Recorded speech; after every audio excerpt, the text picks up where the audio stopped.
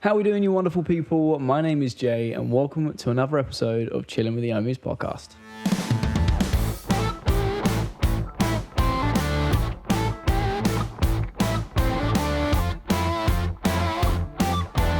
Now, before we get into the podcast, make sure you hit the subscribe button and click the little notification bell. That way you guys will receive all the channel notifications and you can keep up to date with all the latest videos. But now that's out of the way, let's get into the podcast. And this week's guest is someone I've wanted on pretty much before we even started the podcast. One of my best friends, someone I've known for must be about 10 years. Yeah, it's various paths and friend circles we've always had. Have always looped round somewhere along the line. Very good friend of mine, knows so much about me, has a very unique perspective on the vaping industry. He actually is the person that got me into vaping in the first place. And today's guest is Tom Everett. Welcome, bud. How you feeling? Yeah, good, man. Good. Yeah? Excited for this. It's something different. Yeah, honestly, thank you so much for coming on. At first, I didn't know if you was going to be that game to come on. I didn't know if it was your sort of thing. But you seemed to be like, yeah, I'm well up for that. And it did, take me back a little bit, to be fair. That's the thing. I've been in some of your little videos and some of your old vlogs and all sorts of things. Been in since the start, really. And, I do enjoy it now and again. And I've always enjoyed it, But it's very rarely that we could just do a video together. Yeah. That is true. Here we are. Yeah, I know. I'm actually well excited. I think it's going to be a really good podcast. I think there's going to be a lot of, just a lot of information I don't think people that watch or follow will know about either of us. Yeah. So you guys, obviously, you've been following the channel. You've been helping me in the behind the scenes over the years with, video ideas or just vaping in general. So many things here and there. But as you know, from the podcast, the only requirement is obviously that you vape, which you do. Yeah. Be a bit weird if you didn't, getting me into it and then not vaping. But for anyone who isn't familiar with yourself, I want to start talking a little bit about yourself and your vaping journey or your smoking journey into your vaping journey. Okay. Well, I started smoking purely on the fact I looked old enough to buy fags for other people when I was at school and stuff. And because I was buying them for other people, I was like, oh, well, all my friends sort of smoked and stuff like that. So I was like, that's how I just started. Like, what age would you say that was roughly? I'm guessing it's secondary school. Yeah, it was sort of like halfway through secondary school. Year 8, year 9-ish? Yeah. Because we weren't quite old enough to buy them ourselves. Like, we used to have to ask people or whatever. But because I looked old enough, happy days. To be fair, I don't think I've ever seen you be ID'd for anything other than a Red Bull when they changed the laws. No. And they have to self-service or whatever. Yeah. But in terms of like cigarettes or anything like that, every time I've known you, ever since I've known you, you've just had a beard and it's just got bigger and bigger and bigger. So many people compliment you on your beard. I've just got used to it. I think it's awesome. I think I like sort of, when I was younger, I liked looking at a little bit older. Because people just generally treat you different. They treat you like an adult. Yeah, that's actually an interesting concept. I mean, I've pretty much been ID'd everywhere up until probably the last 3 or 4 years mainly. Since I kind of had this sort of beard style, don't really get it very often. And if I do, I just automatically assume something's wrong. Yeah. Or I've got like an energy drink in my bag or whatever. But it must be quite strange coming from the other side of that, where like you don't get ID'd for anything. No, like I don't think I ever have been ID'd like seriously. It's normally when I get ID'd, it's someone's just not really paying attention to what they're doing. They're just like, well, ID please, and they're looking at the floor. Fair enough. And my secondary school life would have been so much different if I was in that position, man. That's the thing, because I was buying for other people. That's why I started smoking. Was you kind of like pressured by your peers, or was it kind of like, oh, this is the done thing, everyone else is doing it, I'm doing it for them, I might as well just do it myself? No, yeah, it was more like because of I was buying for other people, they were like, oh, do you want one or whatever, and then I was like, oh, you know what, yeah, why not? Fair play. And originally, my first ever cigarette, I just remember playing football, and mates sort of like go, oh, fag break sort of thing. I was like, oh, all right. I'm like, oh, do you want one? I was like, Yeah, okay. And that's how I sort of started. That was my first fag. What was your experience with your first cigarette? 'Cause everyone's different. I thought they tasted foul, but I thought it The was a cool first thing to one, do. I was like, because I was surrounded by all my mates, I didn't want to be like, coughing my guts up and like, I'll do this. I'm cool too. Yeah.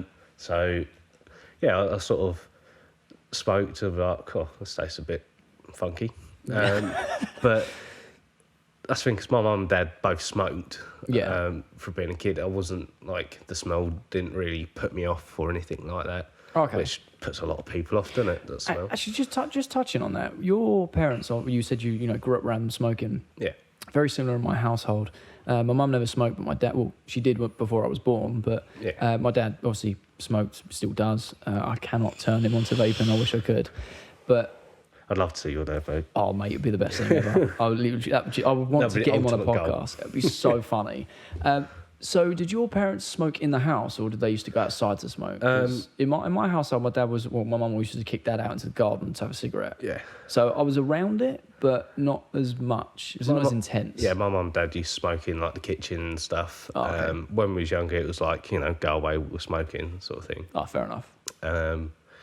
But as we got older, we generally used to, as teenagers, go in our bedrooms and live in there pretty much.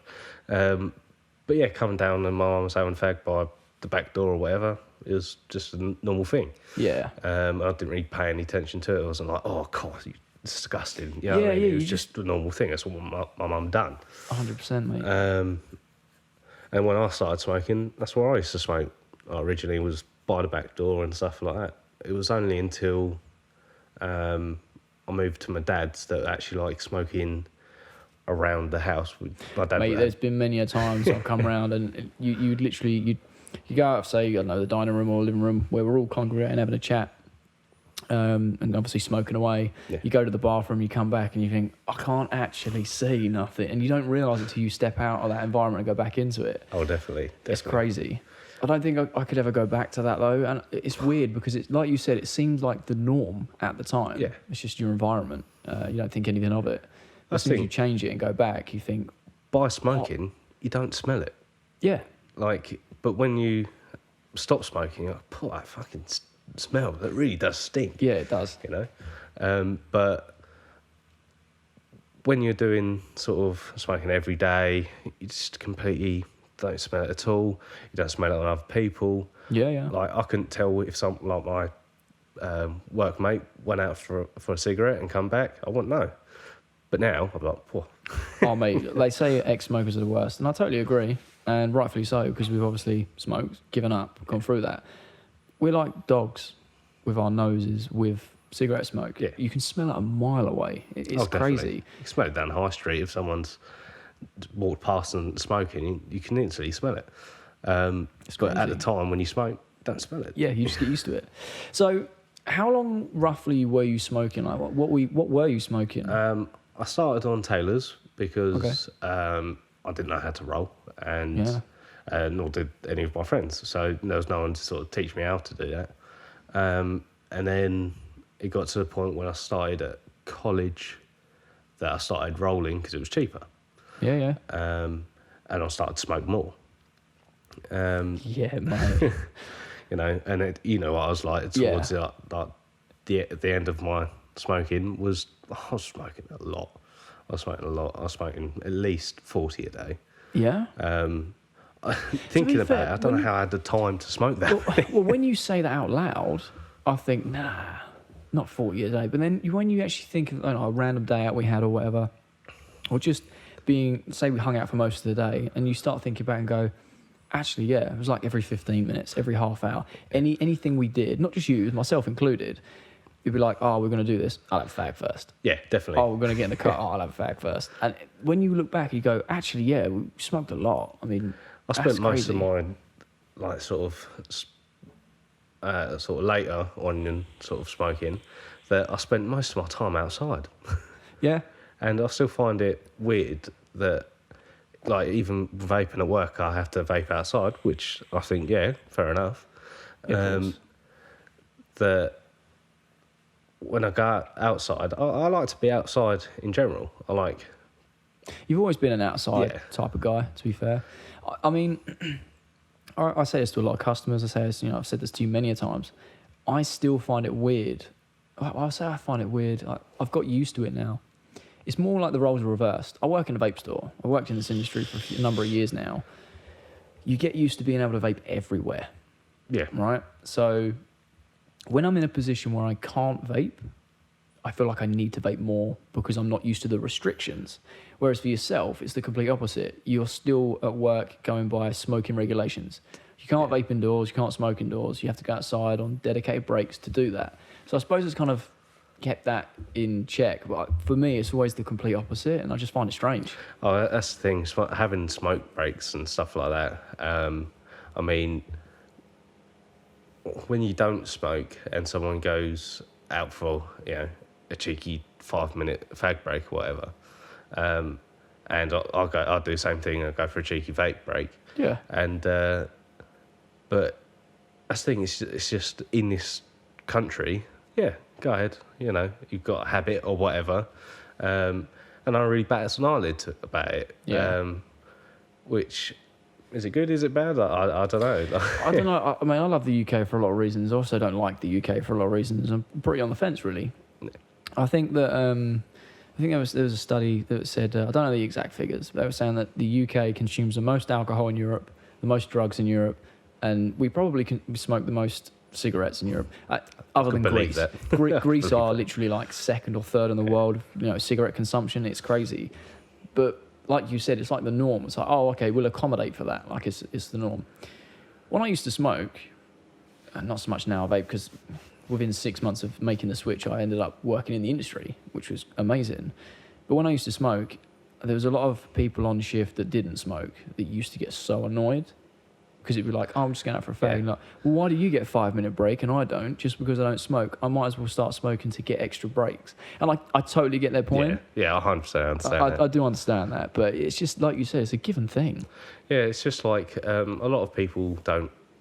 I think it's probably of people who know other people that smoke. It's a habit at the end of the day. Yeah. They don't do it for an extra break. They do it because they need a fag. Yeah, they're addicted to nicotine. Yeah, exactly. And so, like, when I go out for an extra vape break, sometimes it's almost like I'm taking a mick because of when you have a vape, it's endless. Yeah, of course. You can That's vape the one as thing much I love as you about tank. it. You can have one pull, you can have a whole tank. Exactly. Like, there's no limit to it. Yeah. So like when I working for a company that you can pop out and that they don't mind or whatever, or if you was to only do it on your breaks, it wouldn't bother me too much. It would bother more the smokers that I don't know if the nicotine lasts longer in a vape, or because we're on a lower percentage, we don't need it as much. Yeah, well, that's the thing. We've kind of weaned ourselves off of the. There's no direct conversion, but Yeah. it's more per pull as a ratio rather than when you light a cigarette, you're forced to smoke it. Yeah, the entire cigarette. Yeah. I very rarely used to stub it out and go back to it unless it was like I was in a rush. I lit a fag and went, oh, I can't actually smoke this now. I'll just chip it out and have it later. 100%. But I never used to just go, I'll have half of this, stub it out, have it later. Because it used to just stink of stale smoke. And even as a smoker, you were like, that's foul. That's the thing. Even Like, that is as foul. a smoker, an ashtray never smells good. No. Okay, so what was the reason that you kind of thought, right, enough's enough of smoking? You discovered vaping. I want to give this a go. Like, tell us a little bit about that. And you start your vaping journey. I quit because I was riding my motorbike home from work, and I was in a bit of a rush. And as I got sort of halfway home, I just couldn't catch my breath. And I was like, this is weird. So I pulled over to the side of the road because it sort of got that bad. And I was like, just gasping for air. I was like, there's something not right here. It's really not right. And I got home, and the person who got me onto vaping was my dad. Oh, good old Steve. And he was like, it's because you smoke. I was like, is it? Is it really, though? And like, for about a couple of days, I sort of discredited it and sort of, it's just one of those things that happen. Yeah. And more I thought about it, I was like, you know what? I'm going to just give it a go. So I asked my dad to set me up on one of his old vapes, fill it up with juice, sort of teach me a little bit if something went a bit funny, that I could sort of sort out. So I took my tobacco with me to work, and a vape. And I just thought, I'll vape. If I need a cigarette, it's there. Yeah, of course. And I did that for about a week. And then... Did you find yourself naturally cutting down? Well, yeah, it was sort of like 50-50. I would have either a cigarette. Instead of having 2 cigarettes on a break, I'd have a cigarette. Okay. And the rest of the time I'd vape. But it was one day I just completely forgot to bring my backy with me. So, I have nothing else. I only have my vape. So that's how I actually completely cut out fags. As soon as I got through that one shift going, I can vape. I don't need the cigarette anymore. The moment of realisation when you haven't had a cigarette for a while and you've just been using your vape, it almost instills trust in the device because you go, wow, I don't actually need a cigarette. And ever since I made that change, I haven't had that breathless feeling. Happy days. Which is awesome. Yeah. And generally, my health just got a little bit better. For a long time, I didn't notice the difference. But it was only when I was sort of at work, I was like, I used to get out of breath doing this. And now I'm not. And it's little things like that. Like, honestly, they mean so much to people. Yeah. I say it to a lot of new customers. I'm like, don't expect miracles, but just stick with it. And you will be surprised just in yourself and your day-to-day routines. People running up downstairs 3 times a day for whatever, getting out of breath and then going, I can actually do that and I'm fine. It's such a psychological thing. Oh, definitely. So just for a bit of context, when was it you started vaping? How long ago was that? Oh, God. It was a while ago now. It's got to be... Well, I only started vaping about two or 3 months before you, so it must have been... Oh, God. I think 2016 we started vaping. Yeah, it must have been around that time. I think so. I think because I started here in... It was 2016, but I think it was the... Oh, was it like February? I'm not too sure, mate. No. I think it was like, it must have been the summer. I think it was summer 16, maybe. Yeah, it was definitely vaping in summer. Yeah, 100%. I remember vaping in summer. And that's the thing, I was quite happy with vaping. I actually enjoyed, it's the flavours that got me more than anything else. Yeah. And back when we started, the kits were awful. Can you remember your first kit? I can't remember the one that my dad gave me, but the first one that I bought, I had an E-leaf tank. Right. And I had I can't remember which one it was. It was the J-Bo 3 battery. Oh, was it Wismec? Wismec, that's the one. Yeah. Rulo 2.3, wasn't it? The bigger ones. Yeah. Absolute units they were. Yeah, I had one of them, and it was an absolute beast, like as in size of the actual mod. The tank was awful, but back then I thought it was good. Yeah, of course. You know, I remember picking you up once, and it was just before I started vaping. There weren't much in it, maybe a couple of weeks. And I just remember you going, like my dad's lent me this tank, and it's so shit. It just leaks everywhere, and it was just this gigantic Kangatech tank. Oh yeah, remember that one? Like, I just remember going, what? Like, you just whipped it out, and I'm like, it's like a 10 mil tank. Like, why do you need so much e-liquid? You're like, oh yeah, it's just proper shit. It just leaks everywhere. I remember that. I remember that clear as day. Yeah, because I think after that Kangatech, that's when I bought the E-leaf. And that was, again, a lot smaller. But that's the thing, when I first got it, I loved it. I was like, this thing is, the best thing ever. And then you got the Alien kit. So, right. I don't think anyone's actually heard my vaping story yet, really. I'd like to go in depth with it at some point. If you guys want to see it, then by all means comment below. I'd love to talk through it. But, I'll touch on some of it as obviously with yourself, and we started vaping pretty much at the same time. My first device was a gold Coolfire 4. That was cool though, I like that little thing. Everyone, back then, every single person I spoke to that was vaping, Coolfire 4. Yeah. At that time, everyone had a Coolfire 4. Coolfire 4. Yeah. And they had the iSub 5 tank on it. Yeah. Looking back, worst tank ever. Like, But that was on really the same hate that tank. But like wavelength time, as this yeah, E-leaf at the thing. time, amazing. It was the best thing ever. I've said this many a times, and I've said, I'm not trying to throw under the bus, but I remember when you first set me up with the e-liquid, you were like, oh yeah, you want a 12 milligram, you'll be fine. And at the time, I didn't know. We had no idea of mouth to lung, direct lung. Oh no, it was just like, we just got this any of vape, that. and like there wasn't really any vape shops around. It was the odd few, but they weren't really giving out major advice because even to them it was still quite new. And I think James touched on his episode of the podcast when he started vaping. He took his time to really learn about it, and he was going into vape stores and knowing more than the staff. Yeah. Because when he first started vaping, rebuildable coils were the only way to get more than like 11 watts. Yeah. And replaceable coils were new, and they're like, well, what's a replaceable coil? And it was very similar. It was obviously the birth of the industry. It was slowly picking up momentum. But yeah, we did get the alien kits. So when we went to go visit my dad in Chromie years ago. I just remember where you obviously introduced me to Phoenix as a store when Danny opened this place up. Yes, yeah. And that was amazing. I will never forget the buzz of coming into a vape store, like as a consumer for the first time. Oh, that's the thing, because everything hub was to have everything. Everything back then. Like, I never knew anything about vaping really. Yeah. I didn't know what mods, like what different kind of mods you could get. So everything was new, and everything was like, oh wow.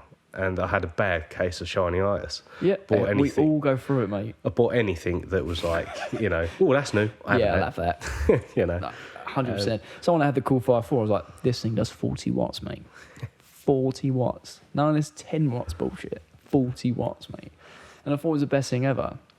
But obviously, upgrading to the Alien, I just remember there being such a worldwide demand for the Alien kit when it launched. It was like the first dual battery device with a new chipset that could do 200 and something watts. And I love that selling point. It was 200 watts. Can't use the 200 watts, but it was done. We haven't made a coil that goes up that high, but it can do it if you want it to. It was, mate, it was mental.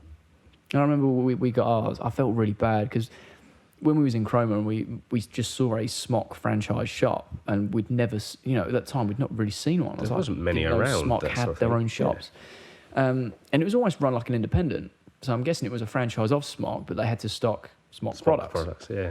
And I remember we were waiting for weeks and weeks and weeks for an Alien kit to be in stock somewhere. I remember I was talking to Danny. He's like, I physically cannot get them. They're just sold out everywhere. And I remember just walking in there. And as me and Nick walked in there and had a look around, I'd just been amazed of seeing another vape shop with all this selection of stuff that's completely different. Because that was another thing. Because there wasn't so many vape shops, every single one, different stock. Because it was new. Do you know what I mean? I remember looking in there thinking, wow, like they had like H-Privs in there and like all these Smock products. And like you said, shiny ice, you're sitting there looking at it going, wow, I don't need these, but I want them all. And I remember when we got there, they literally got their delivery. It was this gigantic box, probably as big as this coffee table. And the bloke was just opening it. And it was full to the brim of Baby Beast tanks, mod-onlys of Alien kits, and Alien kits, every colour you can think of. And I just remember me and Nick going, yeah, like, I know we ain't got a lot of money, but it's now sort of Christmas time. We might as well get them now because we don't know the next opportunity we're going to get them locally. I always felt bad because we were like, oh, we should show Tom. And I'm like, yeah, but Tom wanted one too. And I know that he's not going to be able to get one for ages. So it was like, it's like a bittersweet moment. But that was awesome. The best thing is when I remember the first time you passed that vape to me and I was like, oh, this looks pretty cool. I tried it and I was like, for me, that I always wanted more flavour. Yeah.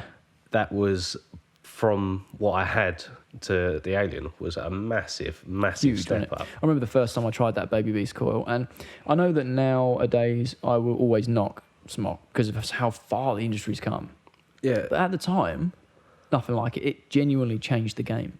Oh, definitely. Genuinely changed the game. Everyone had them at one point, and everyone who I knew that vaped had an Alien. Everyone. And some people had instant problems. And some people had, like, not like, say for instance, your one, the fire button broke, didn't it? Like, yeah, I used it so much I wore down the nib on the inside of the fire button. Yeah, and it just popped out. And my one, I think, I don't know if the chip went a bit funny or something, but it was just not sitting on a at a wattage, it would just go all over the place. And then it eventually just stopped working completely. And but again, like for what that done for me for vaping, that really cemented it for me because of the flavour. And I actually was almost proud to have that bit of kit in my hand. I was like, I've got a staple kit on it. It's like, I vape. I've got the Alien. Yeah. And people who vaped credited the Alien for what it was. They was like, oh wow, that's actually a decent kit. And then obviously I've had all sorts of different mods and tanks and all sorts of things. That's how I've always enjoyed the flavour. So I've had the big tanks that are massive clouds and stuff like that. And then, but I'd say my second sort of favourite from the Alien. After that, I was sort of like all over the place with tanks. And then I settled on the Clio 120. Oh, mate. Loved that tank. Absolutely loved it. Mate, what a tank. You actually converted everyone in our group to a Clio 120 at one point. I was like, try it. I was like, just try it. Like, I don't have to sell it. It sells itself. It sells itself, 100%. And I love that tank. Absolutely love that tank. And since you've been working in vape shops, I've been like, Jay, what's good? Yeah. And he was like, right, I'm not going to sell you stuff. I don't need to do that. Try this, try that. And that's how I end up getting this setup I have now, pretty much. So yeah, it's been a journey. Definitely been a journey for yourself, and for myself as well. And I was literally explaining this to a customer earlier. I just feel so at home in this industry, but when I look back at where it all started, I never ever thought I'd be in this position, like in the industry, having the knowledge, having the experience, and genuinely love being able to help people make the switch. And I don't know what it is. I just kind of fell in love with this industry. And I feel like our little group of people, it chopped and changed. And I know that, me, you, Nick, a few others who, stuck around and it's always chopped and changed. But we've always just stuck to this industry. And I don't know what it's like. It's magical, but it's not. I don't know if that sounds strange. Like, I love vaping because of obviously the flavour and sort of like the health benefits for it, but also like the social media sort of side to it. Yeah. Because there was a few YouTube vapors that sort of like I show you and and stuff like that. Indoor smokers, mate. Indoor smokers, absolutely hilarious. I love that guy. He's so funny. Absolutely love him. He's hilarious, mate. He must be on something. Like he's just got so much energy. I love him. And a lot like that's the thing, because of at that time I just enjoyed vaping. I enjoyed sort of the atmosphere of the people and having like coming down to the vape shop, having a laugh and joke and that. And it was just a fun, enjoyable time. And I absolutely loved sort of finding new mods, finding new tanks. Okay, so here's a question for you. I would personally say that sort of, if you could bottle that up into, say, like an era, that's changed. Oh, definitely. Massively. I don't know what made it change. I don't know what caused it to change.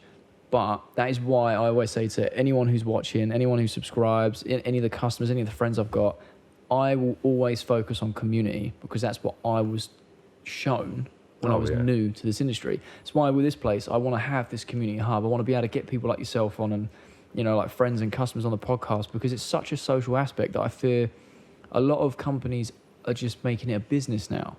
And they're kind of losing touch with the roots where it is a community-driven thing. It's a social thing. And I want to know where that magic went. Do you know what I mean? I think the magic went with basically the sort of...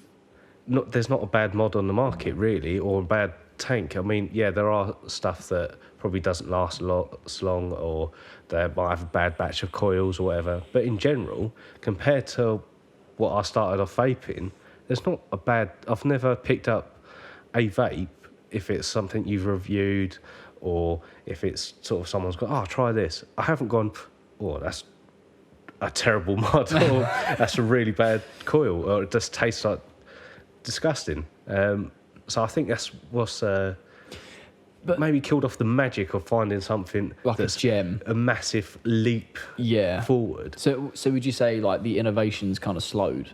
Yeah, I think, but I think that's because of there's no more innovation left. It's just basically honing on Refining. The better sort of aspects. And like, I remember tanks just being absolutely awful. Mate.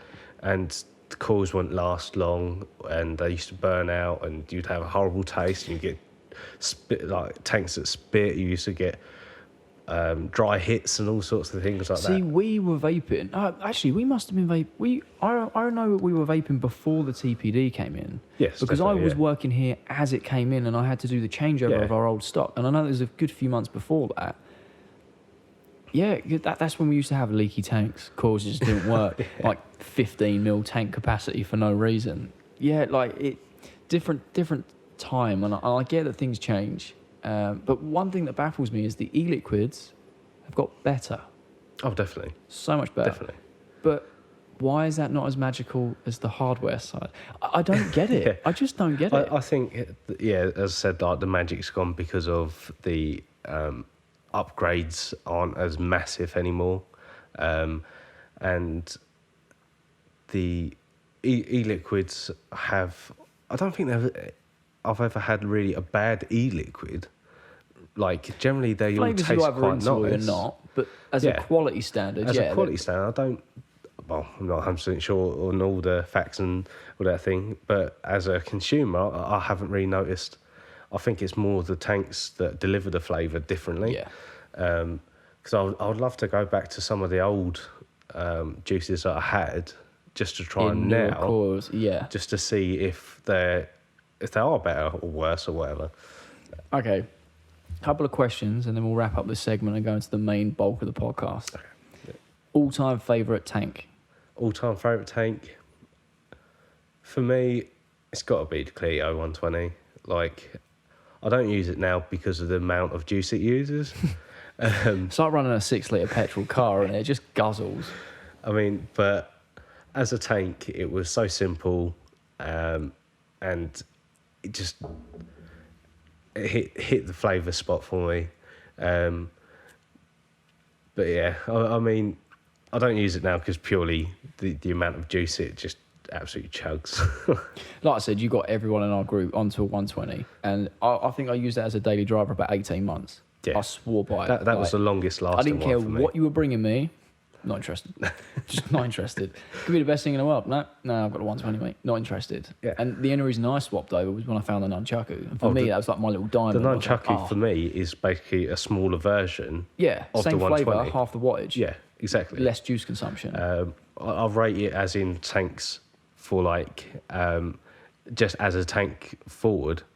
Yeah, nunchaku's better than the 120. Yeah, that's just my opinion. But you know, your all-time favourite. But all-time favourite is definitely 120 for how much I loved it, how much I got other people to be like, this was a good tank. So okay, so Clio 120 is your all-time favourite tank. What is your all-time favourite e-liquid?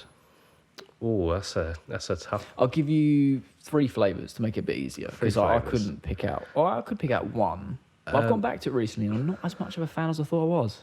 Oh, what's that one? So my all-time favourite e-liquid was Tropical by a company called Momo. The one that vapes like a Solero, right? That's such a good juice. Absolutely thing that it was so expensive. I used to get people to buy it for either Christmas or birthdays because I didn't want to spend the money on it. It's so very expensive, but really good. I got it for Christmas. I asked for it for Christmas. I was like, I haven't had it in so long. Buy it for Christmas. I try it now and I'm like, it's cool, but no magic again. Yeah. Like, I remember the first time I went through bottles of that. Loved it so much, but now... It was a banger. That was a banger. For me, I absolutely got addicted to... I don't know what company made it, but that Gnarly Goo. Do you remember Gnarly Goo? Mate. Yeah, I remember Gnarly Goo. Yeah, that was... I God knows how many litres and litres of that of vape. So for those of you who don't know what Gnarly Goo is, it's like a peach, strawberry, kiwi. Strawberry, kiwi, and cream, wasn't it? Yes, yeah, strawberry, I believe so. I think, did it have peaches in it? I'm not sure. I think it might have had That's the thing, because it was gnarly goo. I wasn't too sure what. I don't think they make it anymore, or do they make it anymore? I can't seen find it it anywhere. It was like one of those. The website we used to buy it off of is gone. Oh, what? Yeah. Oh man, was it not Vape Club? It was like.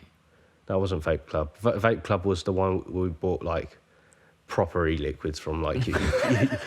So basically, Tom's favourite e-liquid is bathtub brewed juice. Oh yeah, definitely. Like it was so good though. It was made by a company that was from the UK. I can't remember the name of the company. Because is that the same company that made Rex Ball? Yes. Oh, mate, honestly, I don't care what was in that. Like, I know that sounds weird, right? I know I'm a vaping advocacy and I want like safer and cleaner e-liquids. At the time, TPD was a new thing. Just before and just after you could still get this. It was the most identical Red Bull e-liquid you could ever vape. It gorgeous. Was so good. In the 120. Oh, and that was my second one, was his Rex Ball. Yeah, Rex Ball, fair enough. And but sort of I enjoy. For the third one, I'll tell you a more recent would be the grape from 88 Vape. Ooh. Again, because it's cheap and tastes pretty good. Cools last They're on quite kind on cores, they're e-liquids. Yeah. But the stuff from this shop, I mean, there are some absolute bangers. You had the peaches and cream recently. That peaches and cream mate. was So unbelievable. Good. So good. Unbelievable. I think the nunchaku also helped bring the flavour out. I'm not saying that it lacks flavour. It's such a potent juice. But that smoothness. Because I've had a few customers go, oh, it gets a bit harsh every now and then. And I'm like, what, you're running whacking a nunchaku, mate? It's the best thing ever. But no, that surprised me. I was like, that is amazing. Oh, that was a banger.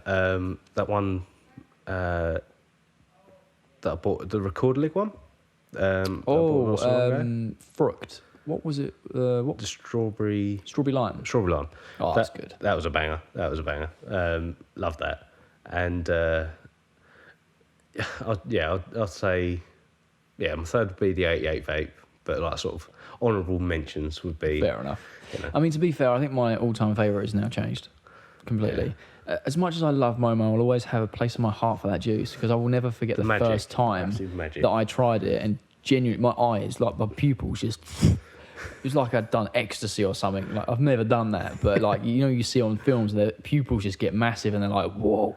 It was like that. It was such a flavour party. I think my all-time go-to, apricot yogurt. It's got to be. That is a good one. That is...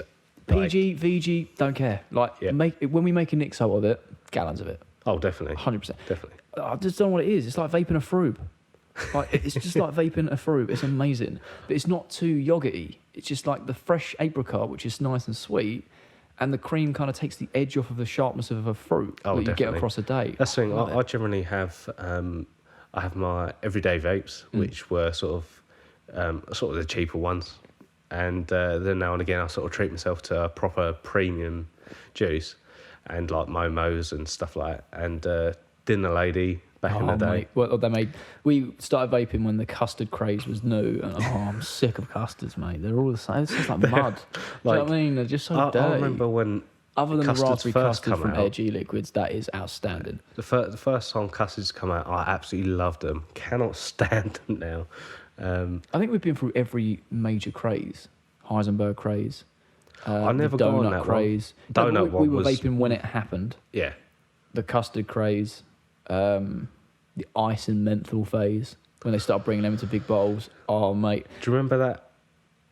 Was it 1912. 1912. Yeah, oh, mate, mixed there, 1912. I swear it was called 1912 because it was probably colder than the iceberg the Titanic hit. That thing was lethal. That was next level. It was one of those... Like, you want ice? Okay. Here's all the ice you'll ever need. Here's a blizzard in a bottle, mate. And at the time when that come out, I was on sort of the ice craze and I did like ice, but that was a next level of ice. It knocked you down a few pegs, didn't it? Oh, definitely.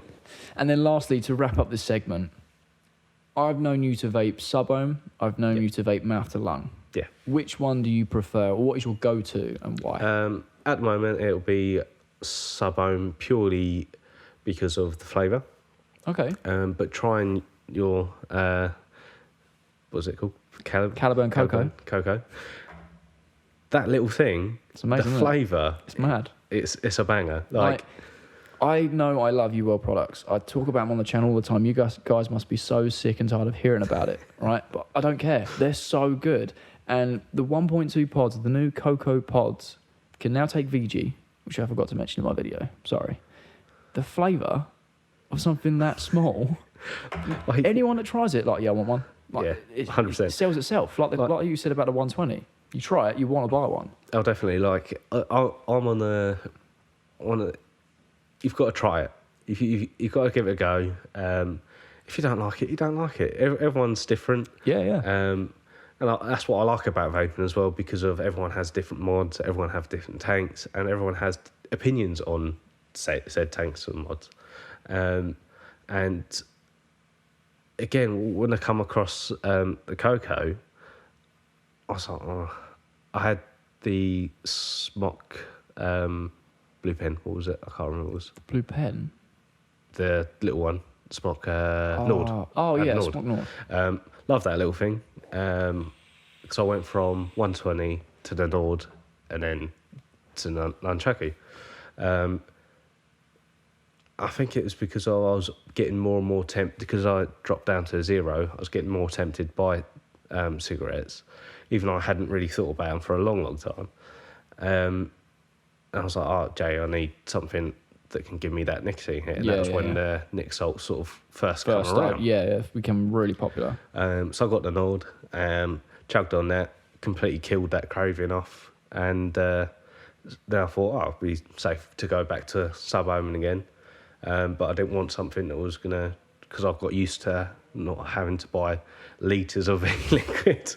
So I decided to, again, talk to Jay about what's good, sort of thing.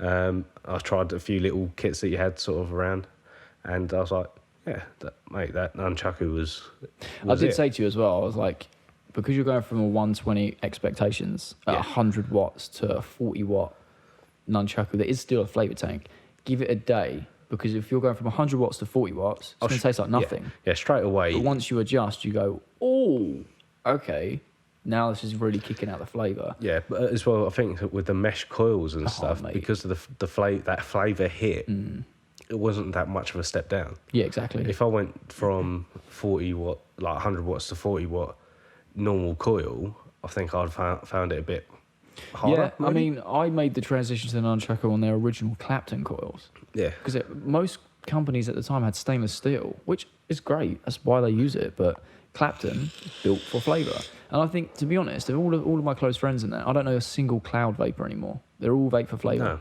No. Whereas before, when we first started, it was like, you're a cloud vapor, you're a flavour vapor. Oh, definitely, or you were buildable. Like, that was the three sort of that's pockets. thing, like, again, it was enjoying sort of different mods and stuff like that, and the like Danny, who used to be here, mate. So, some of the stuff that I had he would show so many us great and stuff. memories, man. So many great memories. That's the thing, is all enjoying just having a laugh and joke at the shop. Yeah. And enjoying each other's company. Yeah. And that's the thing, other customers come in and join in, sort of. You start building that community. Yeah, and having chats and find out people's walks of life and stuff. And I genuinely enjoy coming to a vape shop and talking to people and stuff like that. It's a nice social aspect. It's a very nice, warming feeling when I'm like, oh, Tom's here, that's cool, I'll catch up with you. Yeah. And I have 4 or 5 different customers that end up staying here, and then you get to know them, and then you know more about them than I do, because you're just sitting there, just chatting and getting to know each other. It's such an amazing feeling to feel like this place is comfortable enough for people to feel comfortable to share parts of their life, talk vaping interests, or just in general. I think it's great. It's a nice sort of place to meet people. I think because there's such a wide variety of people, and there's a wide variety of conversations that I had, like that you would have a chat with an older sort of person that you would never expect to have that conversation with someone that exactly. age. And because of like when you're at work and stuff like that, sometimes you're like, I don't really want to talk to that woman, that guy about sort of more personal things. But when it's someone that's a friend, yeah, you open up. There's no barriers. You know Yeah, what I mean? there's no barriers. And you make friends at vape shops, 100%. There's loads of people must be across the country that have made friends through vape shops, vape crazy. meets, and what you're trying to do is absolutely amazing. I'm all for building the community. Thanks, man. I Um, appreciate it. You do help out massively with that as well. And I think it's a really, really good thing to do purely because of, I think as a culture, we're into Facebook and stuff like that instead of actually real face-to-face interactions. And I know we're kind of going a little bit off topic, but I just want to say one thing. And I'm going to say this to you guys as well as Tom. Tom knows this.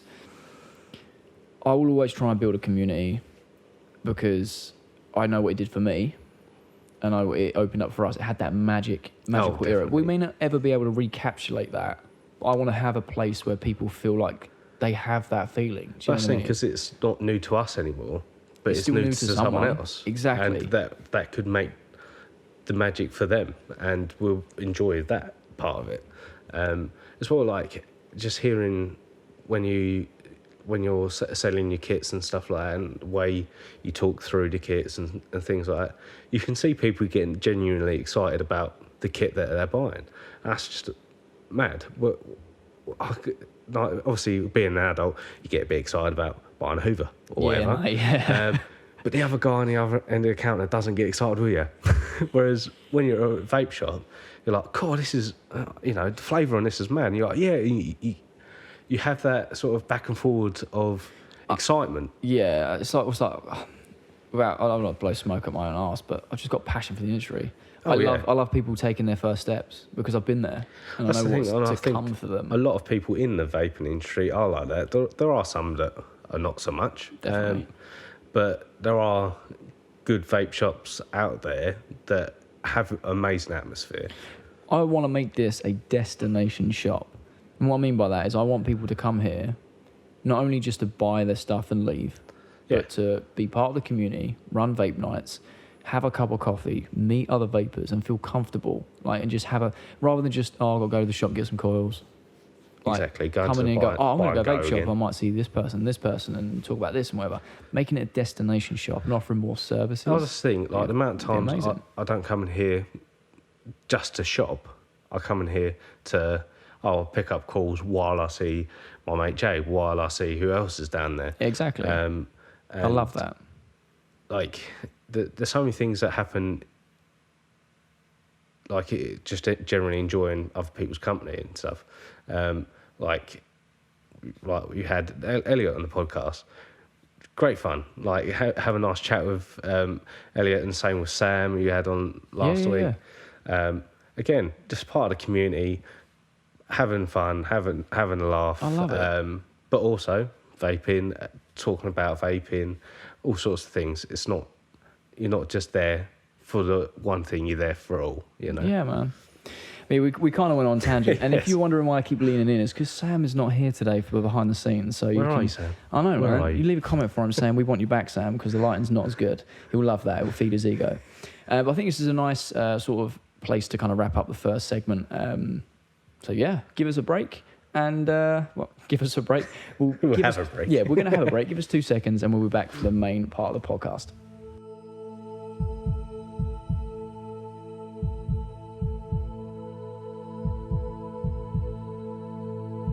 And welcome back to the Chilling with the Ohmies podcast. We had a little break there. I've just realised I've got these munchies. Feel free to have them if you want. We're not sponsored by them. They're just looked at it. It's just facing the camera the whole time. They're the new cookie dough ones, and they're actually really good. Honestly, they're amazing. Sucker for flavour. Exactly. Whether it's food or if it's your vape, flavour. Flavour's flavour. So, again, thank you for coming on. I really do appreciate it.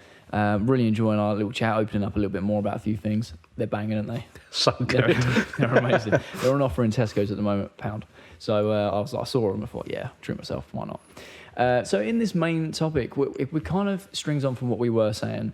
I'm not saying that we're OGs and we've been here since the start, but we have been vaping a long time now. It's probably, 4, nearly 5 years, maybe. Yeah.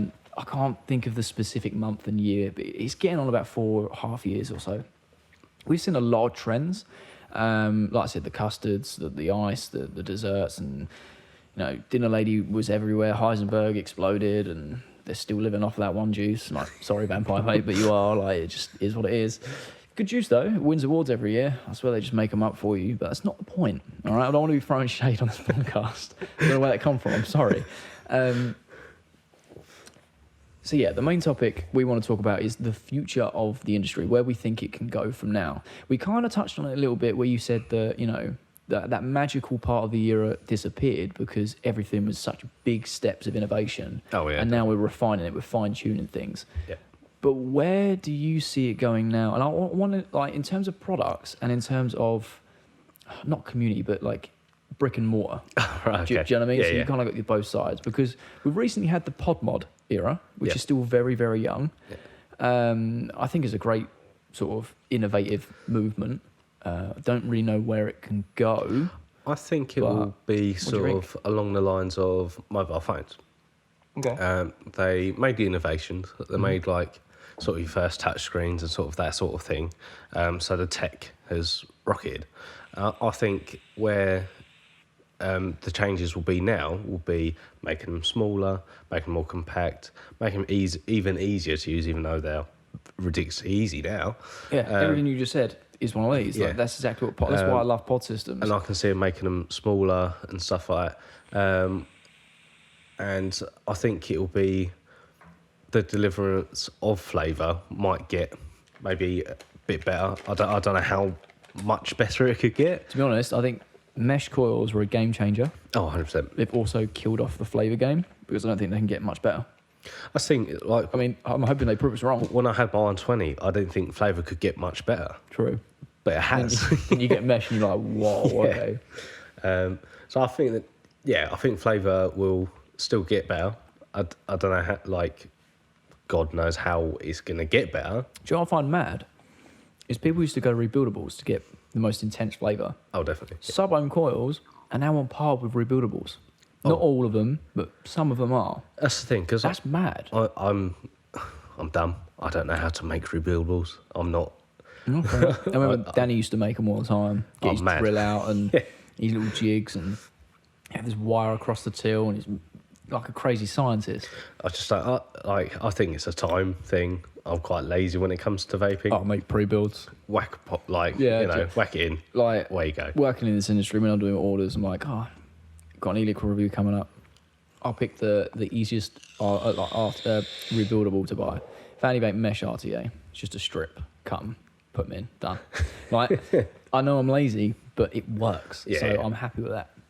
Never really been a niche I got really into. I know Danny did. Yeah. I think we should get Danny on the podcast. Like, if he's watching, you are coming on. Danny's OG. He's Like, it'd be so funny. He was really into that, and a lot of people of that sort of era of vaping were. That was like the natural progression. Yeah. But like you said now, it's more like, and it's funny that you should say that, because Elliot said the same thing. It was like smartphones and tech in general have skyrocketed. Yeah. And the vaping industry's made them big leaps, but now we're refining it. So I think it'll be smaller, more compact, more flavour. But I think a bigger, exciting leap for me would be more the social aspect. Okay. So personally, I would like to see like vape lounges are an awesome thing. But I'd like to have more fun with my vape. If there's like a, obviously it might be a vape shop inside of a, I don't know, Crazy Golf or something like that. Right. Where you can go and do those sort of things whilst you're vaping. So essentially vaping in more places. Yeah. But that's Make everywhere a vape shop so I can vape inside. That's the thing, like I had this weird sort of almost vision just by talking to Jay about where vape could go. I had this idea of a sort of a vape shop that you could go and play sort of games or of. I was thinking more sort of in like you've seen like snooker football. Yeah. On those sort of like big like doing that whilst vaping and having sort of that community vibe. So this is something very interesting. I spoke to you about it before. I don't know if I've showed you my list of ideas. For you guys watching, if you guys are local, we're going to be start running a lot more vape nights. The reason I haven't so far is because I want to make sure it's awesome and I want to make sure that there's enough for everyone. Yeah. Do you know what I mean? And I've got this big, big list of things. I know that people want vape nights. I'm more than happy to do them. One idea that Wiggs actually come up with, and we kind of bounced some ideas off to kind of refine it. Vape pong. Right? Now just hear me out. Just hear me out. It's beer pong. Yeah. But when you obviously get it in someone's cup, at the bottom, underneath the cup, there'll be like a little ticket.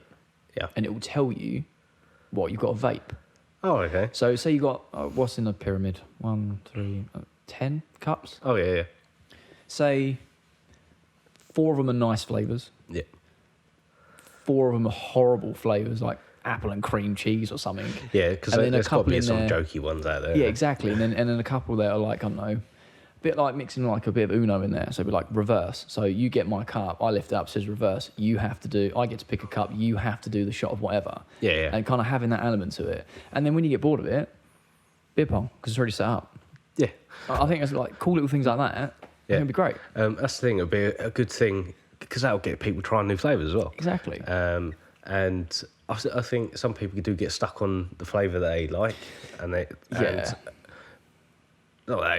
a bad thing to get sort of. I know what I like. Oh no, but I'm all there for are people other like that. ones that are absolute bangers out there.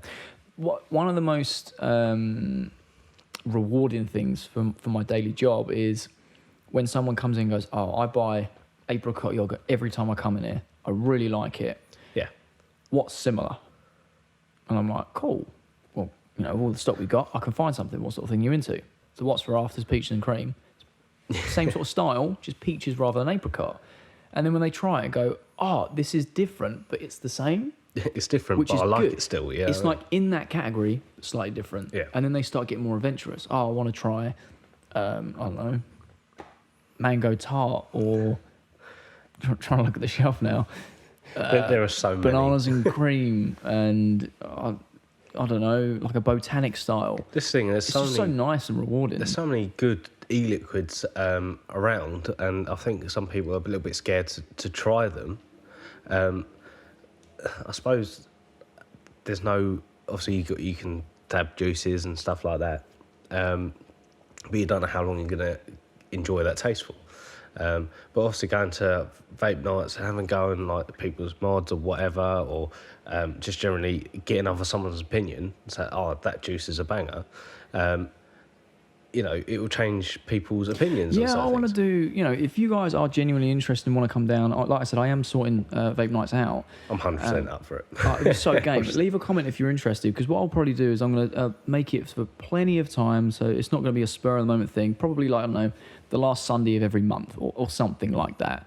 And I want to make sure that every vape night is the same but different. So you've got the same sort of theme, or different themes, but like similar sort of style games. Do you know what I mean? Yeah. Throw a few different games in there. Just people just generally. Weeks come up with a really good idea. Actually, he was like, "What about if we pick, say, 2 flavors off the shelf, and we then if I'm running the night, I know what the flavor is. Yeah. Right, and then I take the label off or put it in a 10ml sample bottle. Everyone dabs it to get a taste of it. Yeah. And then you've got certain amounts of things, like a cocktail. Oh, yeah. And you have to make a drink that tastes like the juice you tried, like a cocktail game. That'd be pretty cool. How cool would that be? That'd be pretty cool. Because there's so many things with e-liquid now.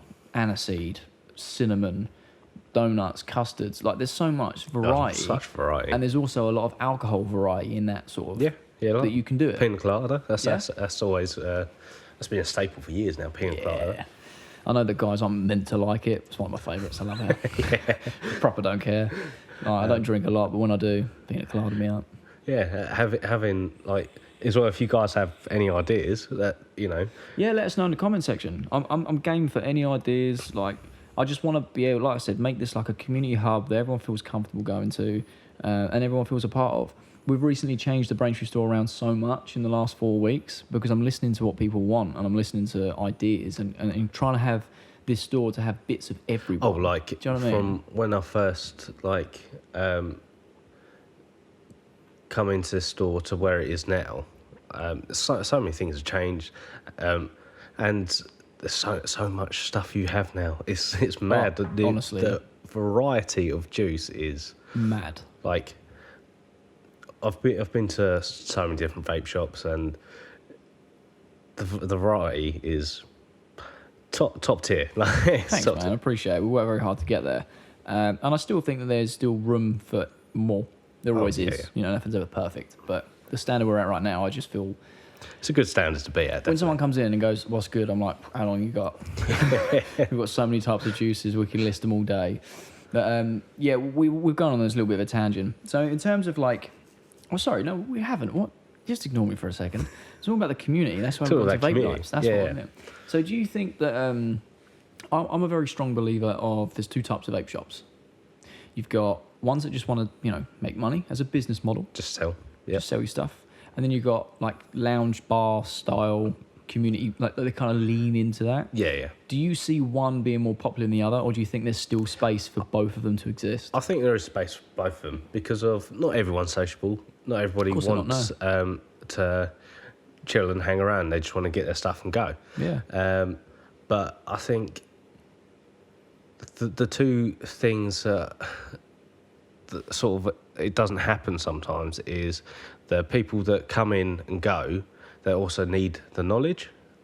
Yeah. So okay, I get you. It's like the service side of it. Yeah. Like setups, going through everything. Like, but one thing I always offer to people, I don't want this just to be a big plug for the store, but it's just it fits into the conversation.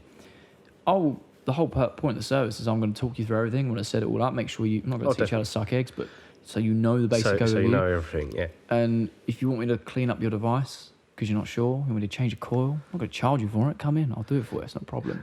That's it's helping. It's showing people. It's getting people so they're not scared. And that's the thing. If people are like, oh, I don't know, it's just easy to have a fag, they're going to go back to smoking cigarettes, aren't they? I find that people are like that, but just had a bad experience with vape stores.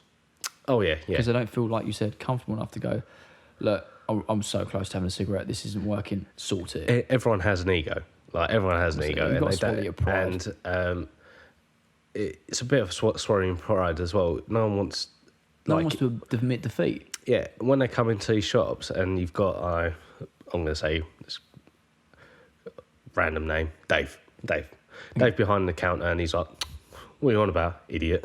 Yeah. Of course you do this. And not that I've ever had that experience myself, but I have heard it from other people. I have. Like, one thing I always find funny is the vaping community is small yet massive because it's always different little pockets. Definitely, right? Yeah. So no matter where you go, there's a different community for that sort of area.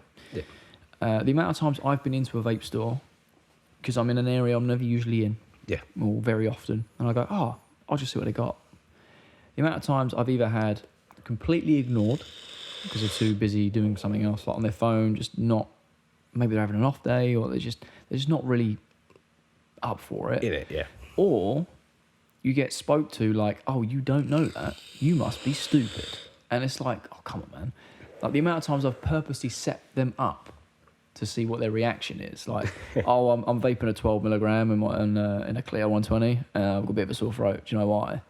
Like, random stuff that you would expect anyone in this industry to go, oh, I know what that is, that'd be this, and this, just to see the reaction. The amount of times people are like, well, obviously the nicotine's too high, you're an idiot. And it's like, you can't be like that. Do you know what I mean? Got to be like, and you know, like, in case you didn't, like, sort of, you know, you don't want to be, idiot, come on, like, how do you not know it? It's like, it just puts you down. No one likes that put down. And once you have that, you just puts you off. 100%. Yeah, you just go, well, that's like my view of the industry. Especially if that's your local vape shop, that could put you off vaping, like, completely.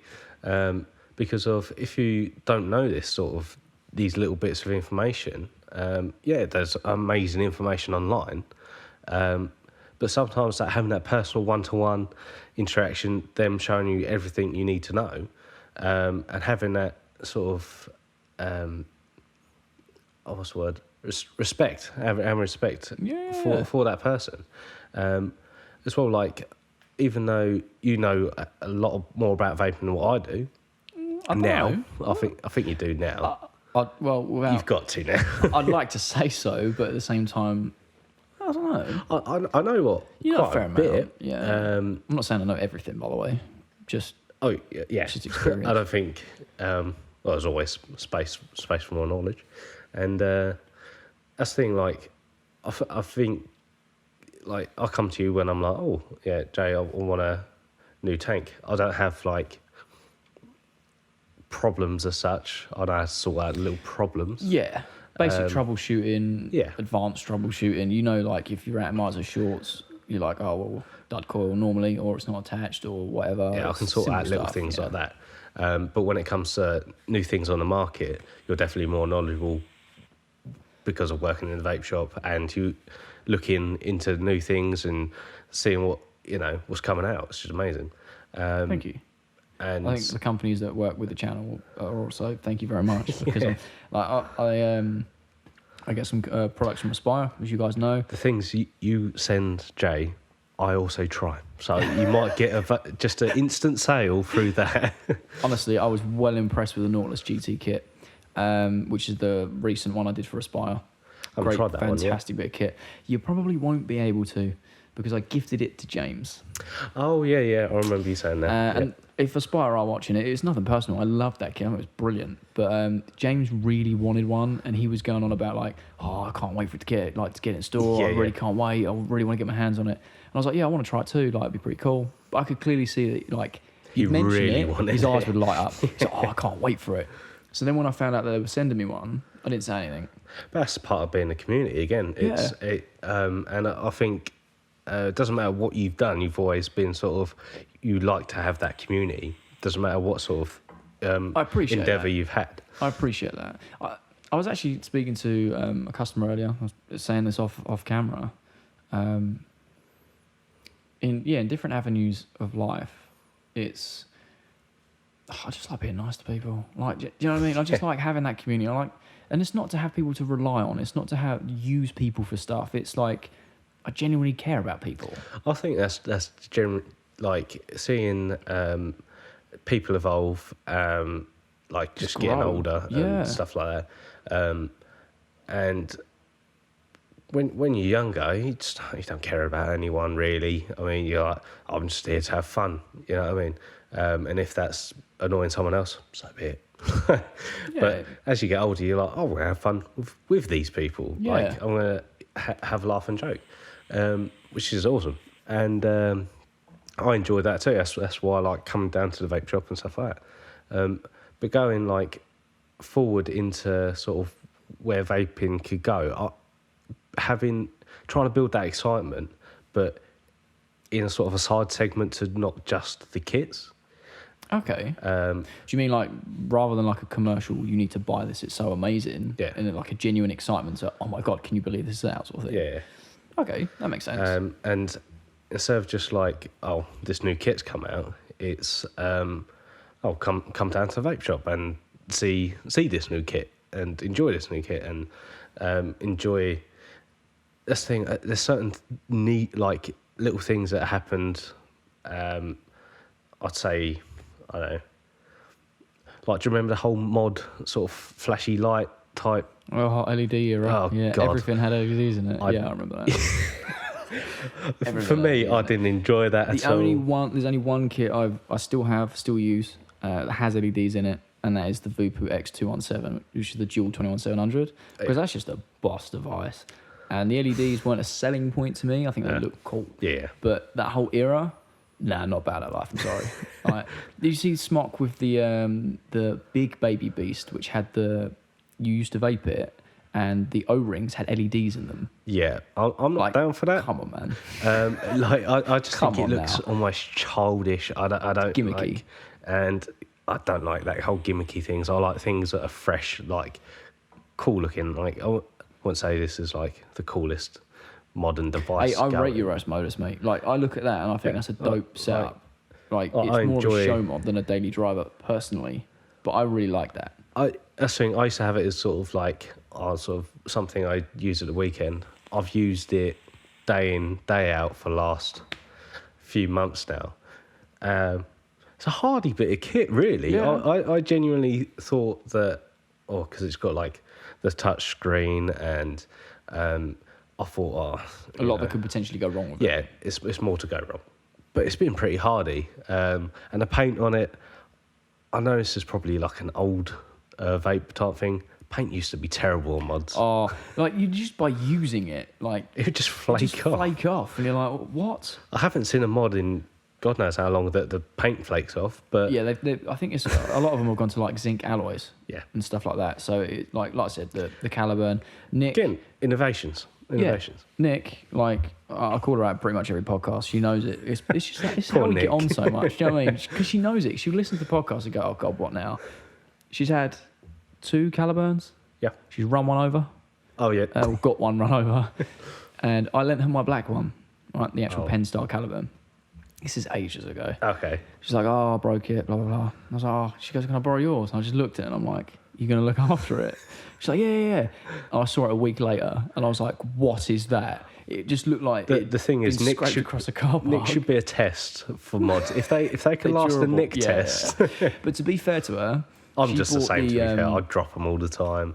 Oh, mate, you got one stuck under a lift. Mate, that Wismec, that took... Oh, God, I don't know how much the weight was. A lot of weight on top of it. It's me and I'd say at least another ton of stock on this mod. And it survived. And it had a few scratches from it, obviously. But of course. It survived. And I was absolutely thrown back by that. Oh, when you told me, I was like, how is that still working? But one thing I'm really proud of Nick, so it's not all bad, all right? One thing I'm really proud of Nick for is... she bought the Nunchaku 2 in stainless steel. Yeah. And she uses my Valerian 2, the white and chrome one. That is a gorgeous mod. Yeah, again. Lovely device. And the only reason I don't take it out is because, for me, I will only vape it in the flat. I don't vape in the flat. My landlady's listening. But only vape it when I'm not Don't vape in the flat. Yeah. But what Nick said is she's only going to use it when she's not at work. Yeah. And keep it safe. And she has done an incredible job of that. So she can do it. Oh, she can, she can do it. Yeah. But yeah, in terms of, the whole come see the devices and things, the first thing that sprung to mind is obviously the Phoenix Braintree Facebook page, which I run. Yes. We were a hell of a lot more active on there now. And I'm pretty sure Elliot won't mind me saying this, but there was one time I posted, I think it was the Rincos that we sell. Good bits of kit, kind of cheap and cheerful, get you through. He was like, it was like a winky comment, like, "Oh, what the price is? It'd be good if you told us the prices." And immediately I was like, "I'm not trying to sell you stuff. I'm just letting you know what's in store. I want you to come in to talk to me, not because I want to try and physically take it a try. It's just like, I'll let you know we got these now, and if you're like, "Oh, they're cool, I'll come have a look." I've seen these. I'd rather than go, "Here's what we got. Here's the price. Take it or leave it." It's kind of what you're trying to say, like.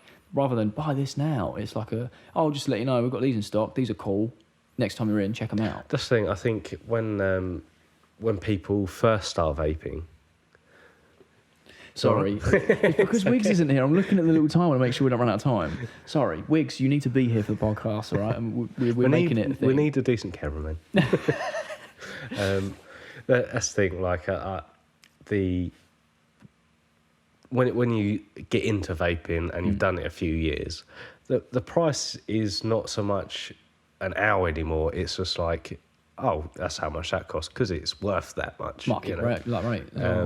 I can't remember last time I see it or hear a mod that I was like, ow, I'm not paying that, There's only 2 kits in this entire store, which once they go, I will only get them in if someone specifically wants me to order them. Oh, right, okay.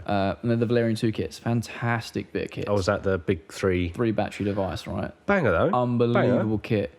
Yeah, but when you start adding on the price of the device, which we have a very competitive price on, plus 3 batteries, then a charger, then e-liquid. But when you've been doing it, you start going, no one's going to come in and spend 140 quid, 120 quid, 100. But when you've been doing it a few years and you know that solid bit of kit is going to last you, again, a few years.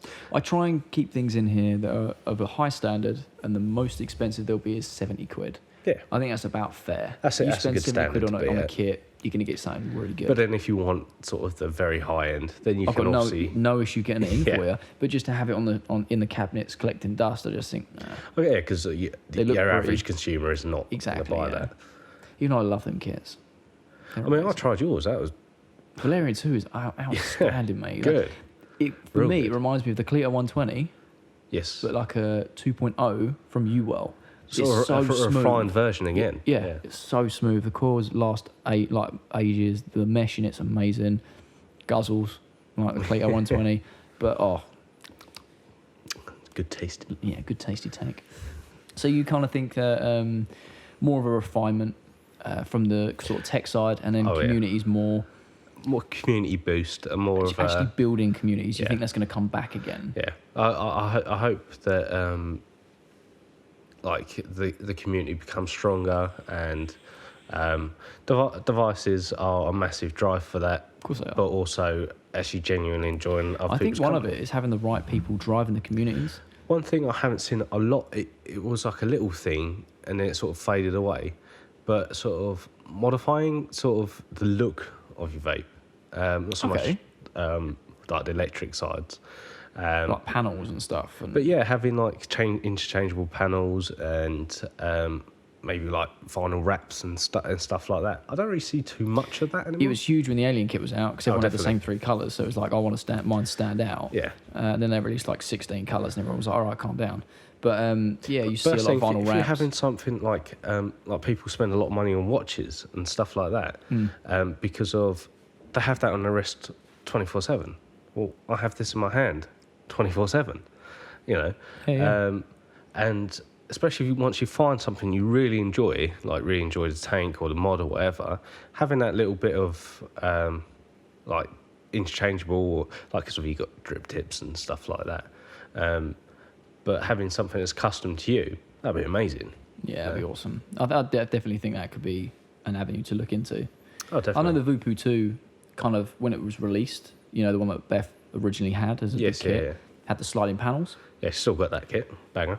Banging kit. Solid kit. When it was launched, it was kind of marketed as though this will have interchangeable doors. Yeah. Nothing happened. And it was like, I would have bought into that because I'm like, oh, cool, we'll have like different doors and stuff. So I think there is a market for it. It's just... I think as well, but I think that would be a bit more built once the community is more taken off. Honestly, I cannot wait to go to Vape Expo because I want to bring you guys with me. I'm recording the whole lot. I'm going to meet so many people. And I just cannot wait because for me, community is always key. And I want to be, you know, I'm meeting other managers in this company I haven't met yet because we've got new members of staff. It's just going to be so cool. Yeah. Like if you could come, mate, I'd have tickets for it, not a problem. Oh yeah, I'll see if I can. If you can, mate, I've got 3 weekend tickets for it, not a problem. Awesome. No, it's courtesy of Phoenix, so just thank them, not Phoenix. me. But I think that's probably a nice sort of place to round up this segment.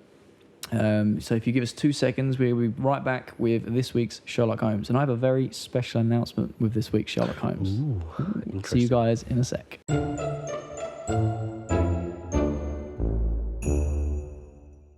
Welcome back to Chilling with the Ohmies Podcast, and welcome to this week's Sherlock Holmes, where I wear my silly hat, my molecule, and I have a surprise. This week, we actually have a pipe vape.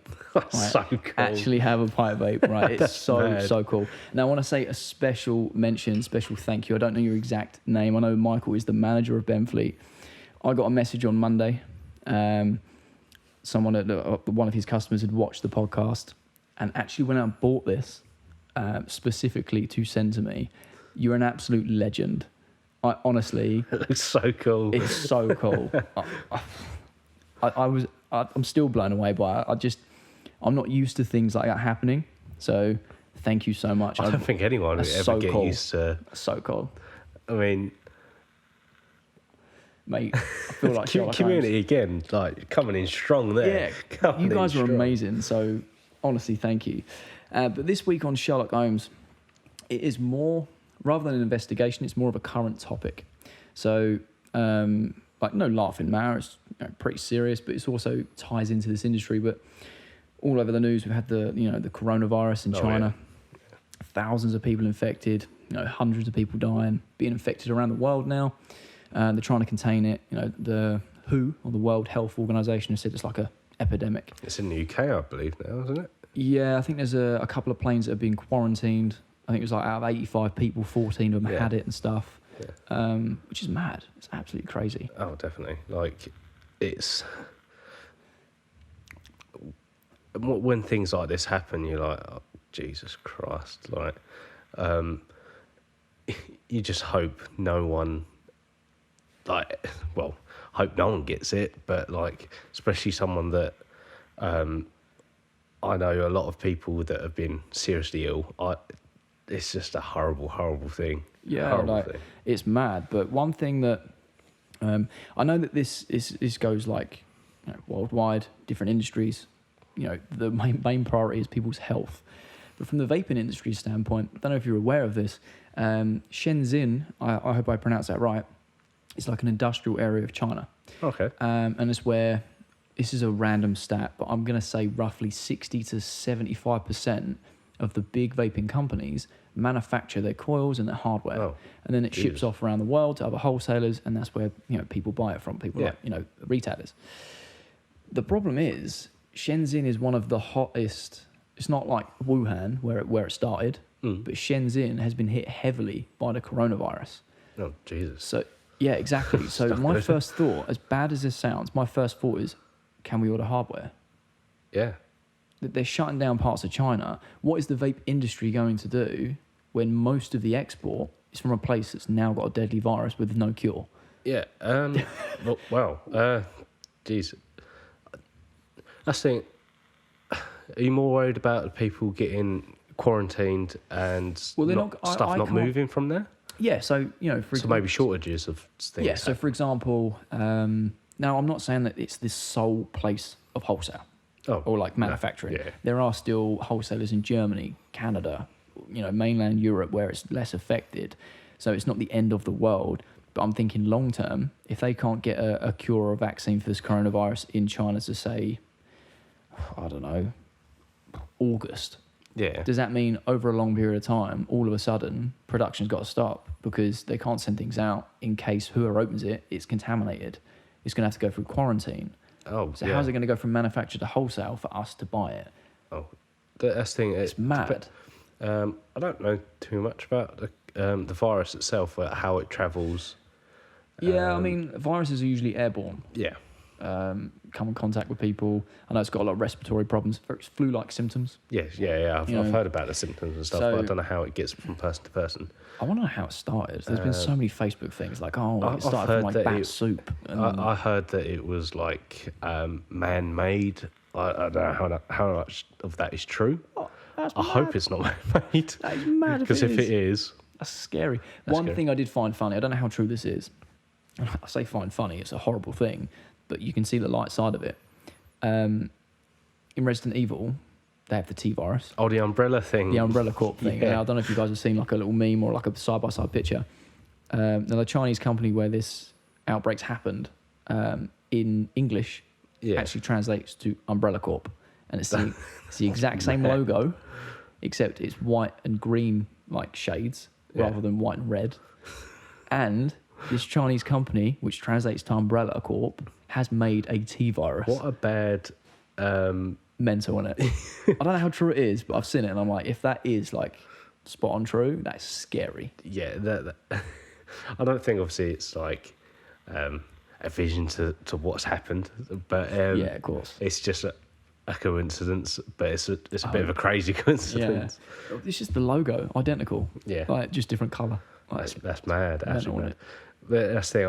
I just hope it doesn't affect the overall sort of production of vapes sort of things, and as well depending on how it's transferred person to person, because we're vaping big clouds. If there could be a cut down on maybe like the cloud chasers, because obviously if they're blowing these big clouds, yeah. So you're saying like it could be transferred from like secondhand vape? Could it hang in the vape? I don't know.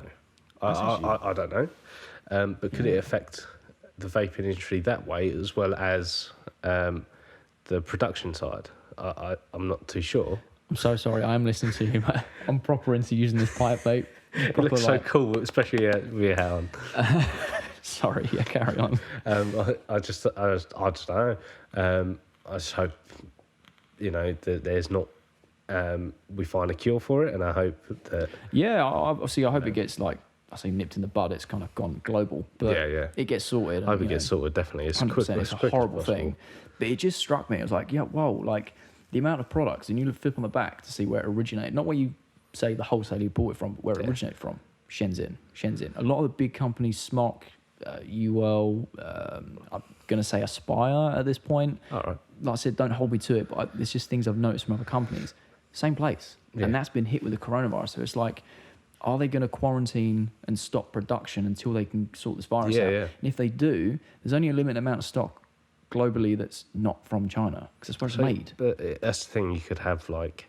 Does it mean that technology as well? Like the new Apple iPhones or the new Samsung phones that are in production, the same sort of part of the world, are they going to go, until we get it sorted, we can't ship out any products? That's the thing, generally most electrical things are all made in a similar sort of area. You know, if I honestly don't know how the virus is transferred, but if it could be held in these sort of, if they've coughed on, I don't know, the mod. Have you seen the Simpsons thing where it's like they're in the warehouse and they cough in the box, and home receives it?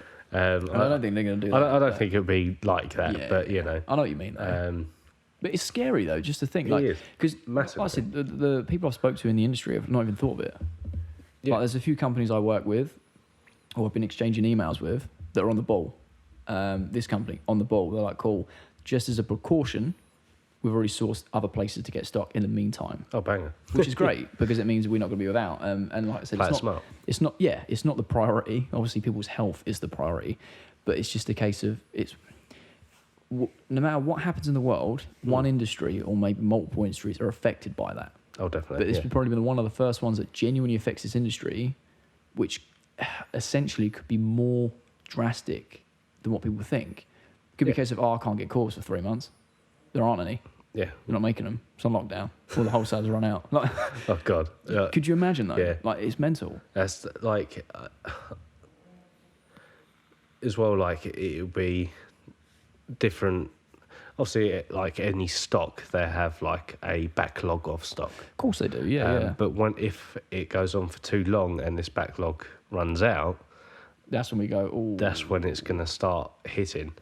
I hope it doesn't get to that point. I really don't. So do I. Because that will just make your life hell. But I want to know what you guys think. Put in the comment section down below if you've made it this far. First of all, thank you for watching this far. You get to see the pipe in action. I hope you enjoyed it. Yeah, really do. But I want to know what you guys think. Put in the comment section below how you would combat it, or if there's any ways you can see us getting around it if it ever comes to that. Do you think it's going to be a big issue? I'm just interested to see what you guys think. I mean, like we said, hopefully it doesn't get to that. I really, really hope it doesn't get to that. I hope they do get a a vaccine for it soon. Oh, definitely. One thing to bear in mind though. I don't know, this is going to come across... I don't want it to come across the wrong way. I'm going to say it anyway. The flu is 10 times more deadly. It killed 10,000 people in America alone last year. Right? Yeah. So that is something to bear in mind. However, there's not a real cure for the flu because it changes all the time. Yeah. And we don't have a vaccine with this coronavirus. Yeah. We need to know where it comes from, and we need to go, don't do that anymore. Yeah. Do you know what I mean? Yeah. Whether it is manufactured, or if it's like eating bat soup or whatever. Like, stop eating bats. Do you know what I mean? Yeah, but this is the thing. Honestly, like, I've heard so many like different things. Like, it come from bat soup. It's come from a man-made thing. Honestly, I haven't got a clue where it come from. I suppose probably should have done a bit more research, right? I did kind of spring on you. Sorry. Especially now it's apparently in the UK. Well, a little thing I just clicked into my brain. I don't know if you know your statistics on how many people from, say, America or whatever, like viewers you get. Quite a big percentage. Yeah. Sorry, when I said fags, I didn't mean anything like gay. Oh, do you know what? I didn't even think of that. I meant cigarettes. Yeah. It's just that's a good spot actually. I've never UK thing. Yeah. It's different terminology. All right. Yeah, I wasn't going out like when I say I'm going to go smoke a fag. Funny. I wasn't going to kill someone. said this to me a few days ago. It's like, I was saying like smoking fags. If you do the Urban Dictionary of that in American, it's like going to shoot a gay guy. And he's like, I didn't mean that. I'm like, I'm pretty sure people get the concept, but it's nice to make that. It's just like, it's a UK thing. Yeah, don't worry. I don't think you're gonna get lynch mobbed. It's fine. But yeah, I just think it's crazy. Was there anything that springs to mind that you would do to try and prevent it spreading in terms of this industry, or even just in general? I think as well, the companies are going to protect their stock. That they're going to protect their stock. But also, they want people to obviously live. So they're more likely. I don't think it'll be a long-term problem. It might be a little bit of a short-term problem. Yeah. All I'd say is probably to people, maybe if you are worried about not having your coils in or whatever, then just buy a few months worth, I suppose. Yeah, that's it, Tom. Cause an epidemic. It's like, I'm not saying like Tesco's go mad shut tomorrow. Let's buy 17 loaves of bread. But yeah, I know what you mean. Just like, stock up if you are worried about it, then do what you feel is necessary.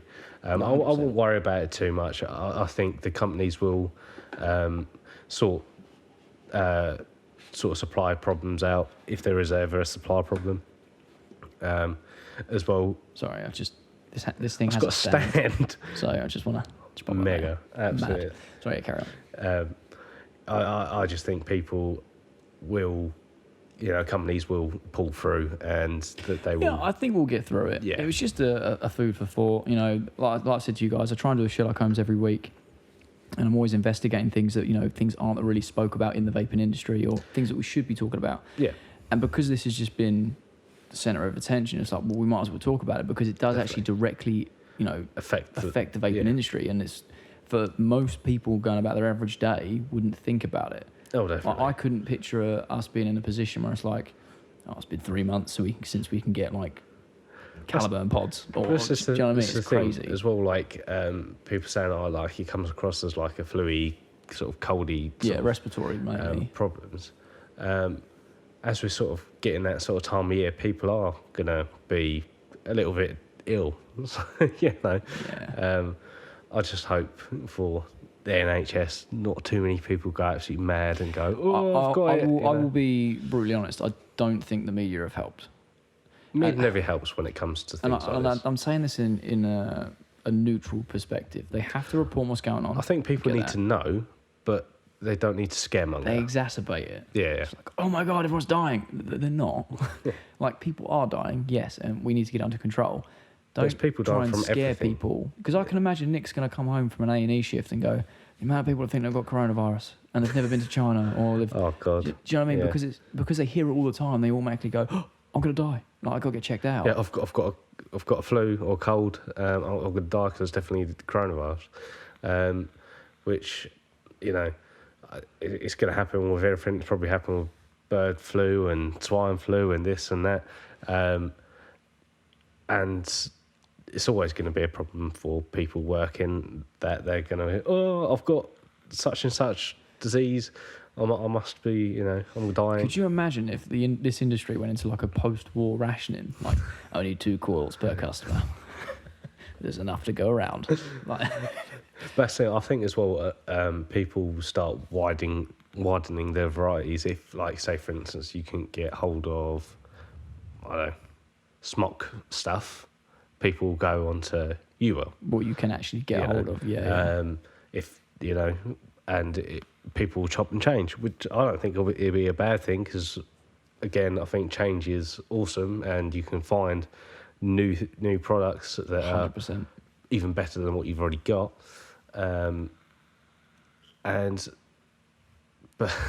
this thing, I can just see, it being all... It is probably blown out of proportion already. Well, just to put this in perspective for you guys, it's the end of January. This goes up just at the start of February. In January, Australia's been on fire. A horrible thing. Like this first month, a horrible start to 2020. Jesus. Apparently, we're on the verge of World War III.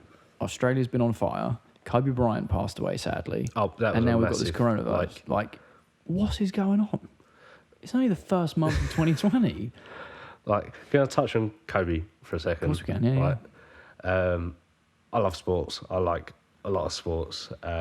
Kobe is a huge, was a huge influence on sport in general, and and everyone goes, throw something in the bin, Kobe, you know what I mean? I think there will be for a little while now, but yeah. But the loss of everyone on that helicopter is mad. Is a horrible thing. I don't want to sit here and say, I'm a massive fan of basketball. I couldn't tell you the last time I physically sat down and watched a game. But basketball itself has had Pretty a lot cool. of things, say, like Jordan. Yeah. Like Jordan tracksuits. Stephen Curry. Stephen Curry. There's not just the sport, it's affected fashion, it's affected lots of little things. And I think the saddest thing about Kobe is he was such a decent human. Oh, definitely. That's how he's affected so many people. It was a massive loss of he was another genuine decent role human. model. Do you know what I mean? For a lot of people. And it's just really sad that he's just gone out the way he has, and, condolences to all the family, and it's a horrible thing. Definitely. 41's no age to go, man. And the way he went as well. And like the Australian fires, that is just hell on earth. Like stories that I've heard and wildlife. Oh God, it's it's horrible. What is this month?